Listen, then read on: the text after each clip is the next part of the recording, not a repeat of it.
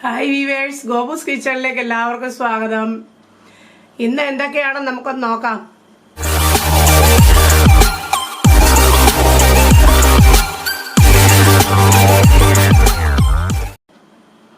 എൻ്റെ ചാനൽ എല്ലാവരും കാണുക, സ്കിപ്പ് ചെയ്യാതെ കാണുക, സബ്സ്ക്രൈബ് ചെയ്യുക, ഷെയർ ചെയ്യുക, കമൻറ്റുകൾ എഴുതുക. വീഡിയോ ഇഷ്ടപ്പെട്ടെങ്കിൽ ലൈക്ക് ചെയ്യുക. സബ്സ്ക്രൈബ് ചെയ്യുമ്പോൾ അടുത്തുള്ള ബെൽ ബട്ടൺ ക്ലിക്ക് ചെയ്യാൻ മറക്കരുത്. ഹൈദരാബാദിൽ ടൂർ പോയപ്പോൾ ഈ കാണുന്ന ഗോൽക്കൊണ്ട ഫോർട്ടാണ് അവിടെ ഞങ്ങൾ സന്ദർശിക്കുവാനിടയായി. ഗോൽക്കൊണ്ട എന്ന് പറഞ്ഞു കഴിഞ്ഞാൽ തെലുങ്കിലെ ഷപ്പേർഡ്സ് ഹിൽ എന്നാണ് അർത്ഥം. ഗോൽക്കൊണ്ട ഫോർട്ടിനടുക്ക് ഡയമണ്ട് മൈൻസ് ഉണ്ട്. നമ്മൾ അറിയപ്പെടുന്ന കോഹിനൂർ ഡയമണ്ട് ഒക്കെ ഇവിടെ നിന്നാണ് എടുത്തിരിക്കുന്നത്. അതുപോലെ ഹോപ്പ് ഡയമണ്ട് ഇതിനെല്ലാം ഇവിടെ നിന്ന് ലഭിച്ചതാണെന്നാണ് പറയപ്പെടുന്നത്. ഒരു വലിയ ട്രേഡ് സെൻ്റർ ആയിരുന്നു ഇത്. 12-ാം നൂറ്റാണ്ടിലാണ് ഈ കോട്ട നിർമ്മിച്ചത്. പിന്നീട് അത് പല ഭരണകൂടങ്ങളും ഭരിച്ചു. ഗോൽക്കൊണ്ട ഫോർട്ടിന് 10 കിലോമീറ്റർ ചുറ്റളവുണ്ട് എന്നാണ് പറയുന്നത്. ഇതിനകത്ത് ധാരാളം ഫോർട്ടുകളുണ്ട്. വളരെ ഭംഗിയായിട്ടിത് മെയിൻറ്റെയിൻ ചെയ്തിട്ടുണ്ട്. ഞങ്ങൾ കുറേ നേരം ആ ഫോർട്ടിൽ ചിലവഴിച്ചു. പല ഭാഗങ്ങളും കണ്ടു. ഇവിടെ ഒരു മസ്ജിദ് ഉണ്ട്, അതുപോലെ ഒരു ക്ഷേത്രവുമുണ്ട്. ഇതിൻ്റെ ഒരു ഭാഗത്ത് കമാനാകൃതിയിലുള്ള കല്ലുകൾ കൊണ്ട് നിർമ്മിച്ച ഭിത്തികളാണ് ഇതിനുള്ളത്. ഇതിനുള്ളിൽ നമ്മൾ വെയിലത്തൊക്കെ നമ്മൾ നടന്നിട്ട് ഇവിടെ ചുറ്റിത്തിരിയുമ്പോൾ വളരെ ടയേർഡാകും. വളരെ ദൂരമുണ്ട്. നമ്മൾ എന്നിട്ട് ആ കല്ലുകൊണ്ടുണ്ടാക്കിയ ബിൽഡിങ്ങിനകത്തേക്ക് കയറുമ്പോഴത്തേക്ക് നമുക്ക് നല്ല തണുപ്പാണ്, നല്ല കാറ്റുള്ള ഒരു സ്ഥലമാണ്. ഗാർഡനൊക്കെ നന്നായിട്ട് മെയിൻറ്റെയിൻ ചെയ്തിട്ടുണ്ട്. ഞങ്ങൾ കുറേ അധികം നേരം ഇവിടെ ചിലവഴിച്ചു. ഇതൊരു സിറ്റാഡലാണ്. സിറ്റാഡൽ എന്ന് പറഞ്ഞാൽ ഉയർന്നു നിൽക്കുന്ന ഒരു പ്രദേശമാണ്.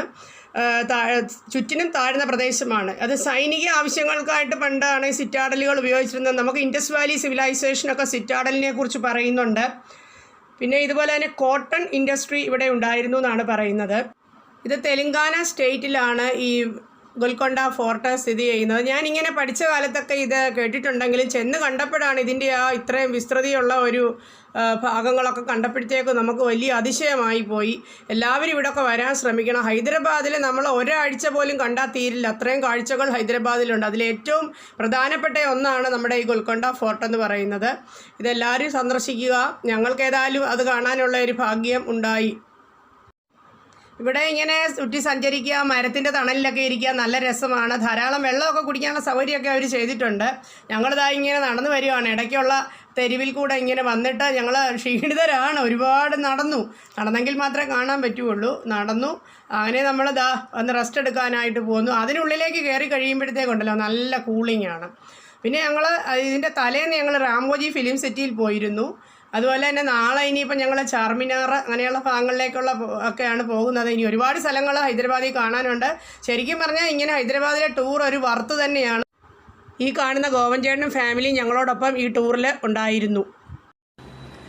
ഫോർട്ടിൻ്റെ പരിസരത്ത് ധാരാളം ഫ്രൂട്ട്സ് വാങ്ങിക്കാൻ കിട്ടും. കട്ട് ചെയ്ത് നമുക്ക് അപ്പം തന്നെ കഴിക്കാം. അപ്പം തന്നെ അവർ കട്ട് ചെയ്ത് തരും ഫ്രഷായിട്ട്. അത് നോക്കി വാങ്ങിക്കണമെന്നേ ഉള്ളൂ. അത് വലിയൊരു ആശ്വാസമാണ് കേട്ടോ.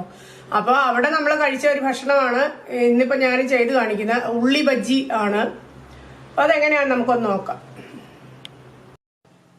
ഇതിന് ആവശ്യമായ സാധനങ്ങൾ സബോള, ചെറുതായിട്ട് അരിഞ്ഞ സബോള ഞാനൊരു 3 സബോള എടുത്തു, മീഡിയം സൈസ്. അത് പിന്നെ കടലമാവ് ഇതുപോലെ ഒരു കപ്പിൽ 2 കപ്പ് എടുക്കുന്നുണ്ട് കടലമാവ്.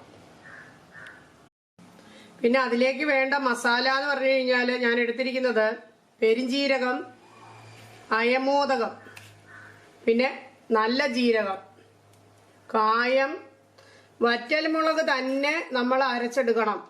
പിന്നെ വെളുത്തുള്ളി ഒരു 3-4 അല്ലി, അത് ഓപ്ഷണലാണ്, വേണ്ടവർ ചേർക്കുക അല്ലെങ്കിൽ വേണ്ട. പിന്നെ ഇഞ്ചി 2 കഷ്ണം ഇഞ്ചി.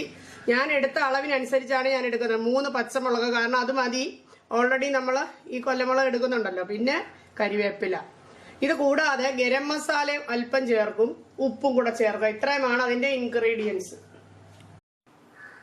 ഗരം മസാല ഏതെങ്കിലും ഒരെണ്ണം ചേർക്കാം. ഞാനിപ്പോൾ മേന്മയുടെയാണ് എടുത്തിരിക്കുന്നത്. അത് ഏതെങ്കിലും ചേർക്കാം, കുറച്ച് മതി. പിന്നെ ഈ പറഞ്ഞ ഈ ജീരകം, പെരിഞ്ജീരകം, അയമോദകം, അതുപോലെ മുളക്, ഇതെല്ലാം നമ്മൾ അരച്ചെടുത്ത് ഇതിൽ ചേർക്കുന്നു എന്നുള്ള പ്രത്യേകത. അതാണ് അതിൻ്റെ സ്വാദെന്ന് പറയുന്നത്.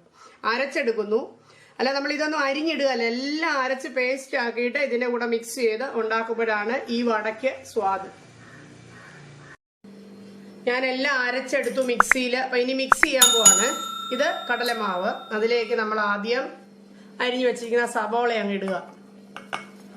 സബോള നല്ലതായിട്ട് വേണം. ഇതിന് നമ്മള് നാട്ടിൽ ഇതിനെ ഉള്ളിവട എന്നൊക്കെ പറയും. ഇത് ഉള്ളി ബജ്ജി എന്നാണ് അവിടെ മറ്റുള്ള സ്ഥലത്തൊക്കെ പറയുന്നത്. അപ്പൊ അതിനുശേഷം നമ്മൾ അടുത്ത കാര്യം ചേർക്കുവാണ്. ഞാൻ കുറച്ച് കരിവേപ്പില അങ്ങ് ഇട്ടു. ധാരാളം കരിവേപ്പില ഇടുക. പിന്നീട് ഞാൻ മുളക് അരച്ചതുണ്ട്, അത് ഞാൻ ഒരു ടീസ്പൂൺ അങ്ങ് ചേർത്തു.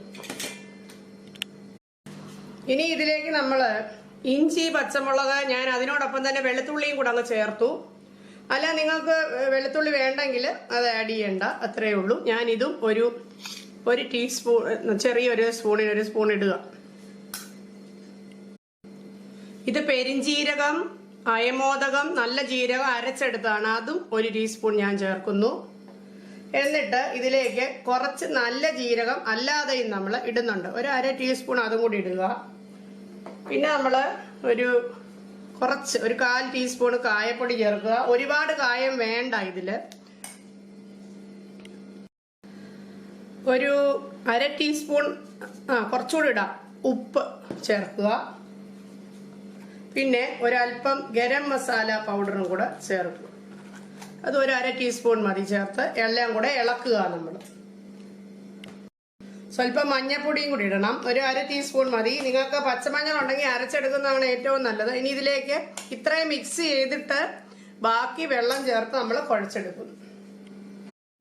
ഇത് ഞാൻ കുഴച്ചെടുത്തു. ഇനിയും കുറച്ച് മല്ലി ഇലയും കൂടെ ഇട്ട് നമ്മൾ ഒന്നുകൂടി ഇതൊന്ന് മിക്സ് ചെയ്തെടുക്കുക. കൈകൊണ്ട് മിക്സ് ചെയ്താലും കുഴപ്പമില്ല, അല്ലെങ്കിൽ നമ്മളൊരു സ്പൂൺ കൊണ്ട് അങ്ങ് മിക്സ് ചെയ്തെടുക്കുക, അത്രയേ ഉള്ളൂ.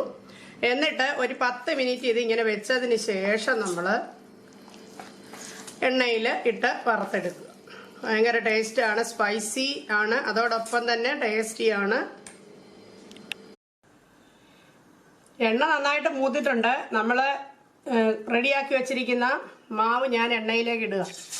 ഇങ്ങനെ കൈകൊണ്ട്, അങ്ങനെ പ്രത്യേകിച്ച് ഷേപ്പൊന്നുമില്ല, ഇങ്ങനെ നമ്മൾ എടുക്കുക, ഇടുക, അത്രയേ ഉള്ളൂ. ഞാനൊരു 3-4 എണ്ണ ഒരു സമയത്ത് എടുക്കും, അതുകൊണ്ടാണ് ഇത്ര എണ്ണ മതി എന്ന് വിചാരിച്ചത്. ഗോൽക്കൊണ്ട ഫോർട്ടിന് ഞങ്ങള് ഉച്ചയായി, നട്ടുച്ചയായി, എല്ലാം കണ്ടിറങ്ങിയപ്പോഴത്തേക്കും. അപ്പൊ രാവിലെ ബ്രേക്ക്ഫാസ്റ്റ് നന്നായിട്ട് കഴിച്ചിട്ടാണ് പോയത്. പക്ഷെ അവിടെ അടുത്തൊന്നും ഊണ് കിട്ടാൻ സൗകര്യമില്ല, കുറച്ച് ദൂരെ പോകണം. അപ്പൊ നമ്മൾ എന്ത് ചെയ്തു, നമ്മളടുത്തുള്ള ഒരു കടയിൽ പോയപ്പോ കഴിച്ച സാധനമാണിത്. അപ്പൊ അവര് തമിഴര് നടത്തുന്ന ഒരു അമ്മ മകനും കൂടെ നടത്തുന്നത്. അപ്പൊ അവിടെ കഴിച്ചപ്പോഴേ ഇതേ രീതിയിലാണ് അവരുണ്ടാക്കുന്നത്. ഞാൻ കണ്ടോണ്ട് നിന്ന് അപ്പം ഉണ്ടാക്കി തരികയായിരുന്നു. കാരണം അവര് പറഞ്ഞു ഉച്ച കഴിഞ്ഞില്ല, ഇനിയിപ്പോ ചോറൊന്നും അല്ല, ഇങ്ങനത്തെ കാര്യങ്ങളാണെന്നും പറഞ്ഞ്. അപ്പൊ ഞങ്ങൾ അവിടെ കഴിച്ചു, അല്ലാണ്ട് എന്ത് ചെയ്യാനോ. അപ്പൊ അത് ഞാൻ നോക്കി ഇന്ന് കണ്ടു പഠിച്ചതാണ്. ഇത് ഈ ഉള്ളി ബജ്ജിക്കൊരു ചട്ടണിയാണ്. സ്വല്പം നാളികേരം, മുളക് അരച്ചത്, പച്ചമുളക്, ഇഞ്ചി, വെളുത്തുള്ളി, പിന്നെ അതുപോലെ തന്നെ പുളി, സ്വല്പം പുളി, ഉപ്പും കൂടി ഇട്ട് ഞാനിത് തിക്കായിട്ട് അരച്ചെടുക്കാൻ പോവാണ്. ചട്നി അരച്ചെടുക്കാൻ പോകുന്നു. ഒരു വശം മൂത്തു ഞാൻ ഈ ബജ്ജികളെല്ലാം തിരിച്ചിട്ടിട്ടുണ്ട്. ഇളം ചൂടിൽ വേണം ഉണ്ടാക്കാൻ, ഒരുപാട് ഫ്ലെയിം കൂട്ടി വെക്കരുത്. നേരത്തെ പറയുന്ന പോലെ പുറം കരിഞ്ഞും പോവും, അകം വേവുകയില്ല.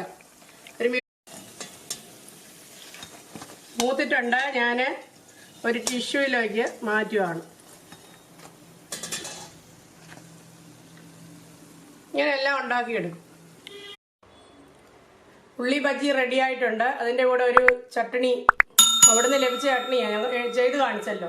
ഇതെല്ലാവരും ചെയ്ത് നോക്കുക, വളരെ ടേസ്റ്റിയാണ്. കേരളത്തിൽ കിട്ടുന്ന ഉള്ളിവട മൈദയിലാണ് ഉണ്ടാക്കുന്നത്. ഇത് കടലമാവാണ്, വേറൊരു ടേസ്റ്റാണ്. ഇത് അതിനെക്കാട്ടി നല്ല ടേസ്റ്റ് ആയിട്ടാണ് എനിക്ക് തോന്നിയത്. എല്ലാവരും എൻ്റെ ചാനൽ സബ്സ്ക്രൈബ് ചെയ്യണം. ഇനി ഒരു വീഡിയോയുമായിട്ട് ഞാൻ എത്രയും പെട്ടെന്ന് നിങ്ങളുടെ മുമ്പിൽ വരുന്നതായിരിക്കും.